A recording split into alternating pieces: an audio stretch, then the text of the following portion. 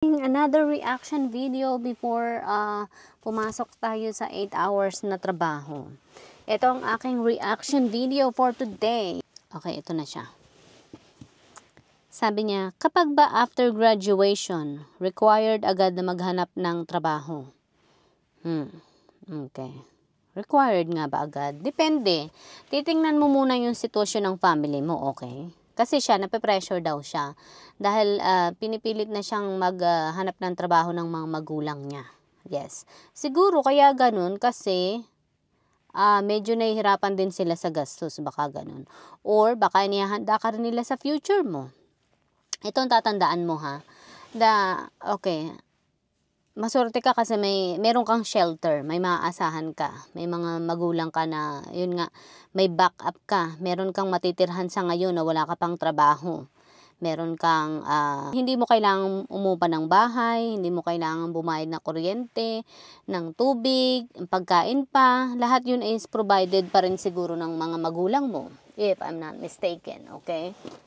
Kaya napaka-swerte mo. Kaya nga sabi ko, tingnan mo muna yung sitwasyon. Okay. Kung hindi ganun ang sitwasyon mo, ay talagang mahirap. Meron kang, kumbaga nakakakain ka. And then sabi ko nga, meron kang matitirhan. Hindi mo kailangang mangarag. O hindi mo kailangang mag-alala. Dahil yung saan ka tutuloy, saan ka titira. Sa mga panahong wala kang matitirhan. Okay. Pero isipin mo, at a certain time of your life, ikaw ay magiging adult din, okay? Isipin mo yung sitwasyon na ikaw ay magiging, adult ka na ngayon kasi nga, nakagraduate ka na ng college. Pero meron kang magagamit na panlaban para makalaban sa buhay. Meron kang education, Gamitin mo yan para makapagtrabaho. And then yung kabataan mo is another investment din or puhunan para ikaw ay makalaban sa buhay. Siguro yung mga parents mo is, kaya ganun na pinipilit ka na nilang makahanap ng trabaho para makapagsimula ka na sa buhay mo. Ganun yun. Yes, kasi ako meron din akong anak na 19 years old. Yung kanya naman, iba dito. Ang required bago ka makagraduate sa school is kailangan ay makapagtrabaho ka muna, okay? Ang problema naman is, wala pa siyang makuhang trabaho ngayon. Nape-pressure na din siya dahil sabi niya, bakit o kailangan ganito, ganyan. Yun ang required. Hindi ka makakagraduate kung wala kang makuhang trabaho. Sabi niya, paano nga, wala nga ako makuhang trabaho. 1 year, 1 month, 2 months na siya ngayon nag-iintay, naghahanap ng trabaho. So, ang dami na niyang in-applyan ng mga company, hanggang ngayon ay wala pa siyang makuha. So, ang required sa kanya is, kailangan ay makapagtrabaho muna siya. May requires na mga oras na kailangan. So, parang total of, parang 3 months yata yung kailangan niyang bunuin para sa trabaho, para makagraduate siya. So, ang problema ay wala nga makuhang trabaho. Anyways, ganito nga. Ang nasa isip niya din dati, ganun, bakit ako mape-pressure na maghanap ng trabaho? Pwede bang magpahinga muna? Parang ang plano niya ay magpahinga muna ng 1 year. Okay? So, pinaliwanag ko sa kanya na, paano naman, halimbawa lang halimbawa lang, paano kung wala kang mga magulang? Paano kung wala kang matitiran? Kagaya ko, naranasan ko noon na wala akong, alam mo yun, kaya nga sabi ko buong buhay ko, ako ay talagang laging pagkita ng pera ang pinaglalaanan ko, ang nasa isip ko. Kasi nga, hindi ako pwedeng tumigil sa trabaho.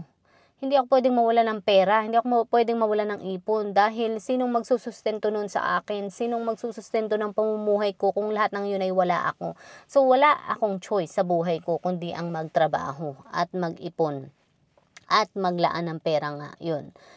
At huwag magpawala ng pera nga. Kasi nga, sabi ko nga, wala akong masasandalan, wala akong maaasahan. Okay?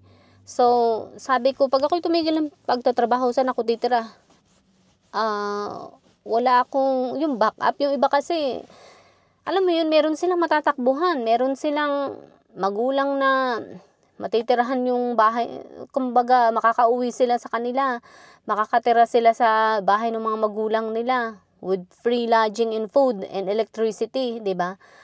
So, sa akin, wala, okay? Dahil kahit bumalik ako sa amin, wala din sila. So, pare-parehas kaming mahihirapan. So, wala talagang choice, kundi sabi ko sa sarili ko, ang kailangan ko maging pananaw sa buhay ko is hindi ako pwedeng mawalan ng trabaho, hindi ako pwedeng mawalan ng pera, hindi pwede akong mawalan ng ipon, dahil ito yung magiging pangsustento ko sa pamumuhay ko. Yun ang ginawa ko.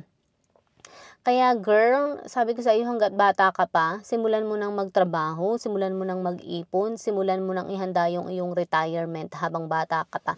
Yun yung mga panahon na dapat na sinisimulan mo. You are so very lucky kasi nga, pinag-aral ka pa rin ng mga magulang mo ng college, okay? Yung mga magulang mo is nakapagtapos ka pala ng college.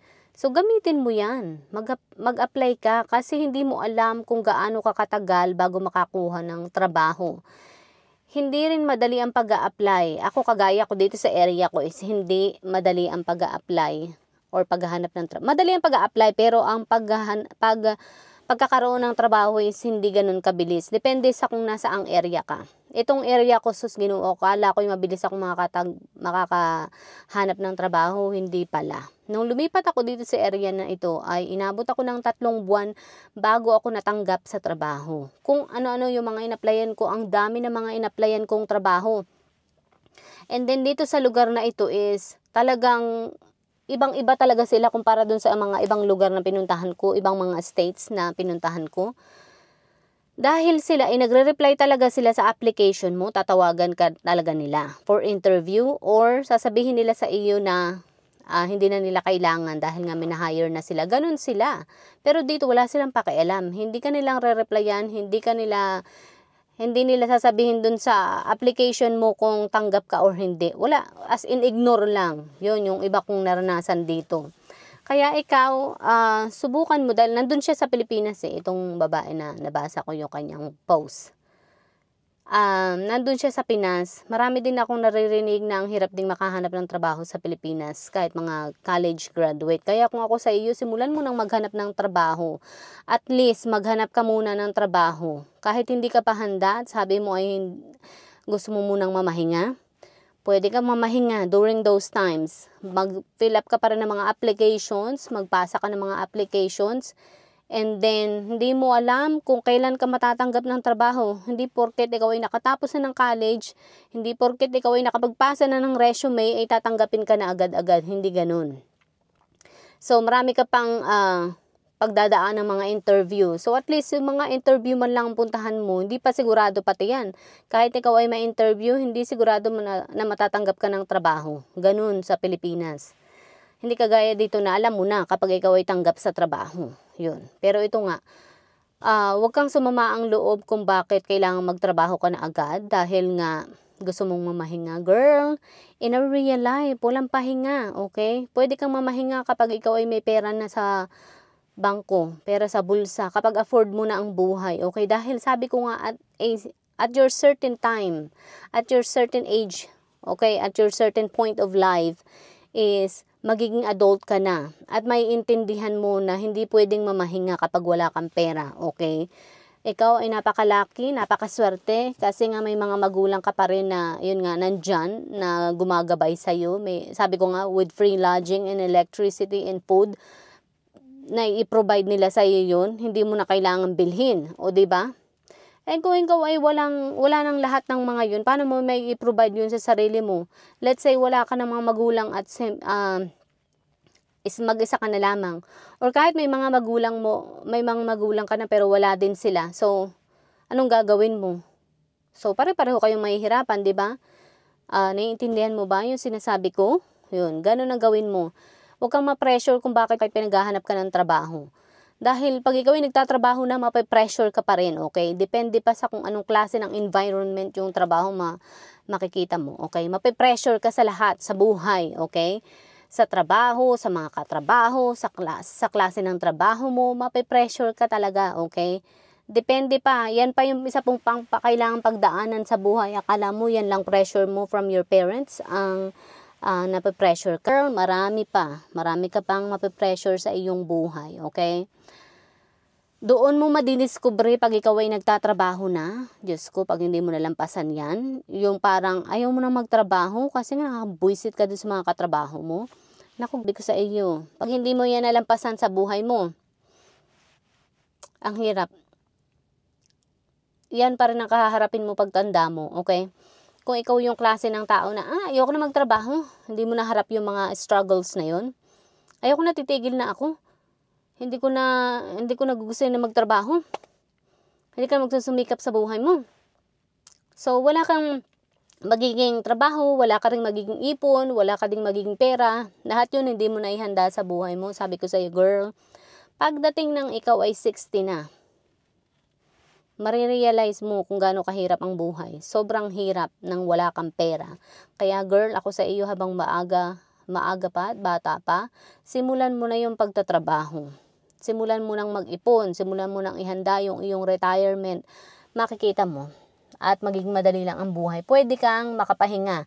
Pwede kang mamili ng buhay kung gusto mo. Pag nagtatrabaho ka na at sabi mo gusto mong mamahinga, pwede kang kumuha ng leave, pwede kang magbakasyon, pwede mong gamitin yung leave na yan para ipahinga ang buhay mo, ipahinga ang sarili mo sa mundo ng pagtatrabaho or sa buhay, okay?